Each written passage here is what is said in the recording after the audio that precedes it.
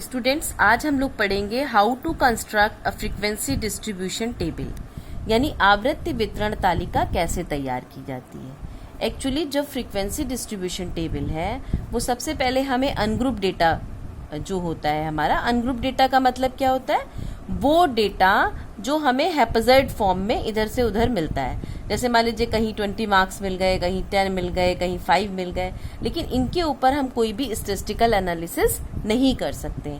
तो जब हमें कोई भी स्टैटिस्टिकल एनालिसिस करना होता है तो हम अनग्रुप डेटा का कन्वर्जन किस में करते हैं, ग्रुप डेटा में।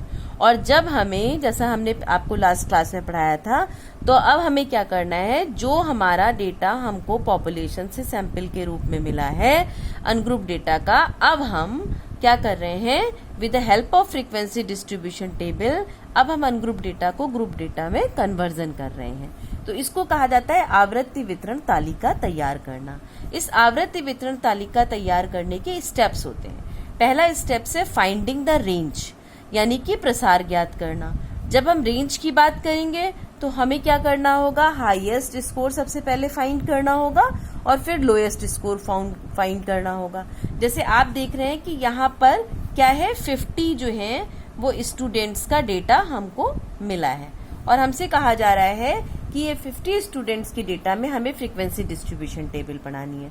तो जब हम ये 50 स्टूडेंट्स के डेटा को देखते हैं तो हम ये देखते हैं कि इसमें सबसे हाईएस्ट स्कोर 68 है और सबसे लोएस्ट स्कोर 21 है। तो अब हमें क्या करना है कि 68 को माइनस करना है 21 से, तो कितना आया हमारा 47, यानी कि रेंज कितनी निकली हमारी 47। तो आगे बढ़ते हुए अब हम लोग चलते हैं स्टेप्स 2 की तरफ।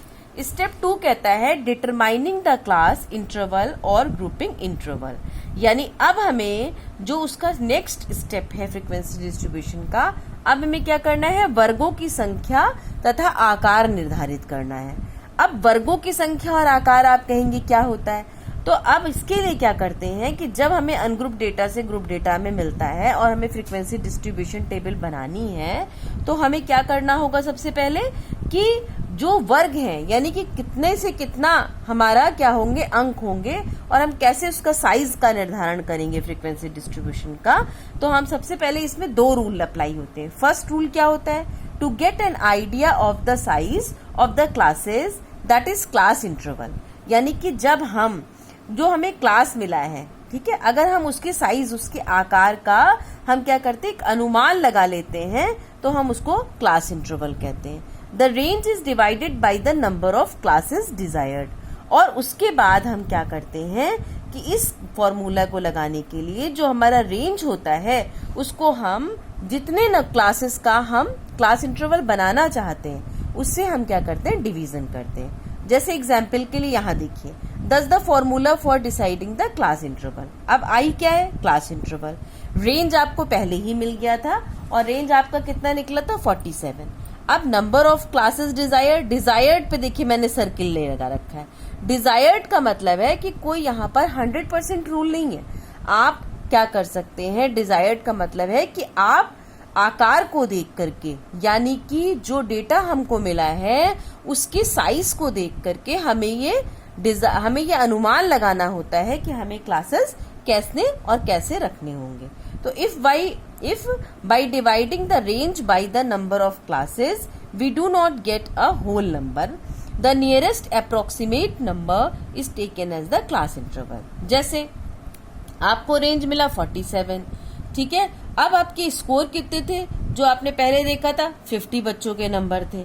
Thus about 10 classes are sufficient। तो हम ये मान करके चलते हैं कि अगर जब हम फ्रीक्वेंसी डिस्ट्रीब्यूशन टेबल बनाते हैं तो अगर उसमें 10 क्लासेस रखी जाए तो इसका मतलब है वो सफिशिएंट है। क्यों, क्योंकि ये अंक जो है, जो स्कोर है, वो बहुत बड़ा नहीं है। अगर 1000 में होता तो हम इससे और ज्यादा रखते, तो ज्यादा बड़ा नहीं है इसलिए हम 10 का रखते हैं।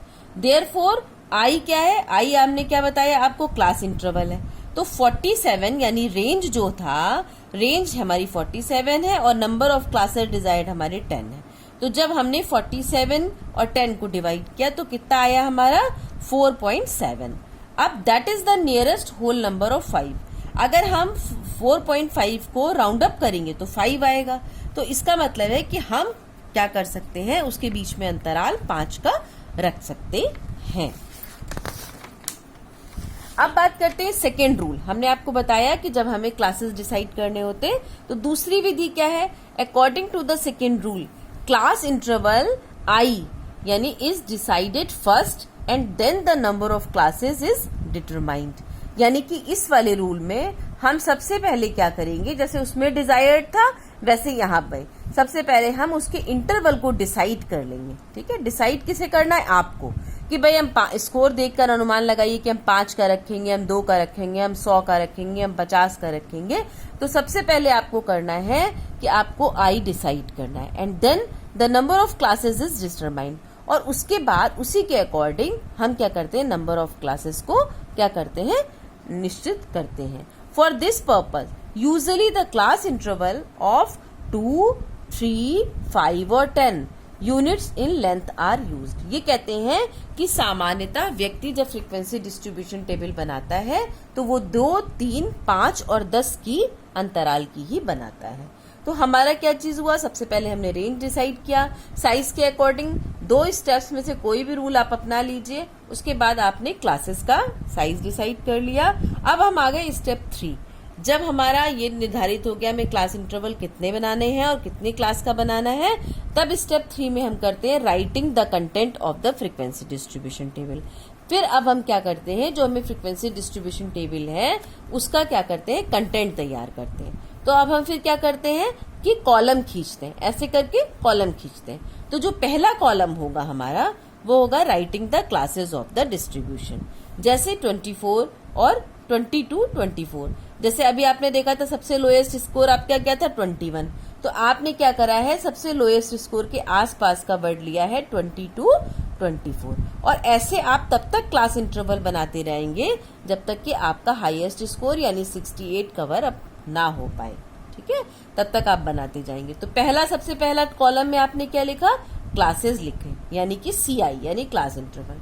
दूसरा टैलिंग the score into proper classes. अब हमें क्या करना है, एक एक नंबर को काउंट करते जाना है और उससे रिलेटेड टैली लगानी है। यह आपने 6th, 7th, 8th में डेटा हैंडलिंग में पढ़ा है।